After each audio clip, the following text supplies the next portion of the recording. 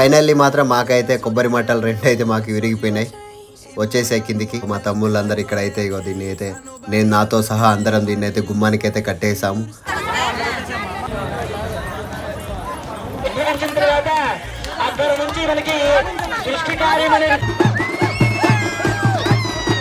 అందరం అయితే ఎక్కడ ఎత్తేస్తున్నాము.